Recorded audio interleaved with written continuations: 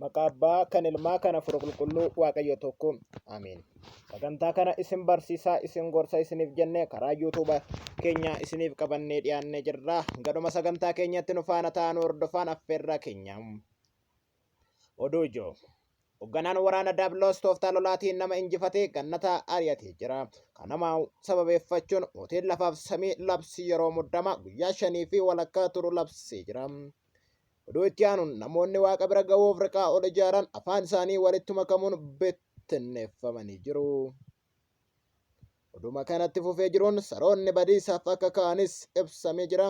Namoonni biyya Israa'el gara Gibxii godaananii turan harka mootii Fara'oonii karaa ajajaa waraana 100,000 Museetiin gara Israa'elitti galuun isaanii himamee jira.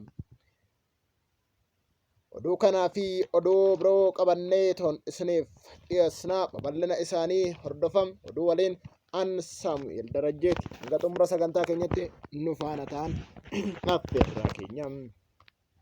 Waaqni gaafa nama uumu kabajaa waliin uume. Namnis gaafa uumamu kabajaa isaa fudhatee gara Eden keessa jiraachuu eegala. Kanumaanis waggaa 7 fi ji'a 2 guyyaa 17 Eden keessa jiraata. Seexanni ammoo yeroo hedduu yaaduun nama mo'achuu akka hin dandeenye hubate. Kanaaf ammoo tooftaa lolaa kan biraa uummate. Innis Addaamii fi Hewaan bofa waan baay'ee jaallataniif karaa bofaa isaan dogongorsuu hawwe. Fedhii isaa kana guutuufis Addaam amantaa isaan cimaa waan ta'eef gara Hewaan deemee baala balas nyaachise. Kanarratti Waaqni sagalee miila isaa dhageessisa gara isaanii dhaqe. Mootiin lafaaf samii kunis gochaa isaanii kanarraa kan ka'e Addaamii fi ijoolleensaa waggaa 5,500 yookaan ammoo guyyaa 5 walakkaaf kambii gabrummaa Diyaabiloos keessa akka turan labsii hatattamaatiin labsee jira. Gabaasni raajicha Musee yoo ta'u seera uumamaa boqonnaa 3. Namoonni baabiiftuu biyya Shinaaritti mandara ol dheeraa bantii waaqaa bira ga'uu ijaarra jechuudhaan riqaa ol ijaaranii waaqa bira ga'uu fi waaqa mo'achuuf dhama'aa turan jedha madda oduu keenya. Kanumarraan ka'uun mootiin lafaaf samii hojii isaanii gadi bu'ee ilaaluun isaan afaan tokko walii galuun isaanii akka galma badiisaa isaanii cimsee arguun akka isaan waliif hin galle adabe. Achis guutummaa biyya lafarraa isaan bittinneesse.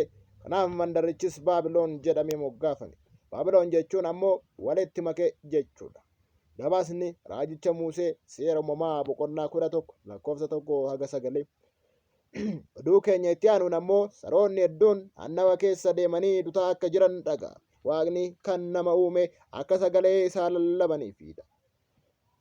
Maarree warri waaqa biratti shakkitoota jedhamuun beekaman ofii isaaniitiin ammoo mucaa Yesuus yookaan ammoo raajota warreen ofiin jedhan har'a warreen amantoota ta'an kanneen Waaqni filatee fi ijoollee koo ittiin jedhu kan isaan ammoo garboota Waaqayyoo ofiin jedhan dogongorsuutti jiru.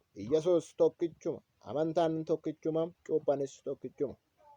Efesoon boqonnaa 4 lakkoofsa 5. Garuu jarri kun macaafa Yesuus Kiristoos osoo hin taane garboota Diyaabiloos akka ta'an himamee jira. Jarri kun hooggantummaa Diyaabiloosin mana kiristaanaa ni jibbu. Kiristaanummaanis akka badii ta'e ni labsu. Mootiin lafaaf samii ammoo ibsa wangeela isaatiin baaseen nan dhufa gaafaan dhufu ammoo namoota akkasii yookaan shakkitootni yoo nuti maqaa keetiin raajii hojjechaa du'aa kaasaa kan dheekkumsate fayyisaa fi abidda samii keessaa buusaa hin turre yoonaan jedhan narraa deemaa ani isin hin beeku nan jedhaan jedheera. Egaa akka warreen shakkitootaa dubbiin kun hin gallee fi shakkii malee amantaa hin qaban amananii hin fudhatani. Haadha waaqa illee ni salphisu. Kanaaf Waaqayyo qalbii isaaniif haa deebisu. Nuunis nu haa tiksu. Saroonni warri qoricha namatti godhan, warri halaleen, warri gumaa, warri waaqa tolfamaa waaqessan, warri waan sobaa jaallatan, warri badii hojjetan hunduu alatti na hafa jedha. Yohaannis qulqullichi mul'ata isaa yeroo xumuru mul'ata Yohaannis boqonnaa 22 lakkoofsa 15 irratti jechuudha. Egaa kam oduun keenya har'aaf qabannee isiniif dhiyaanne kana fakkaata. Miidiyaa keenya subscribe gochuudhaan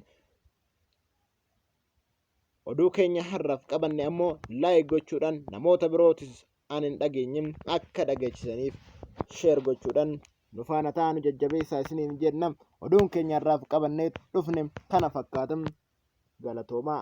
Nageenyi fi jaalalli araarri Waaqayyoo isin waliin haa ta'u.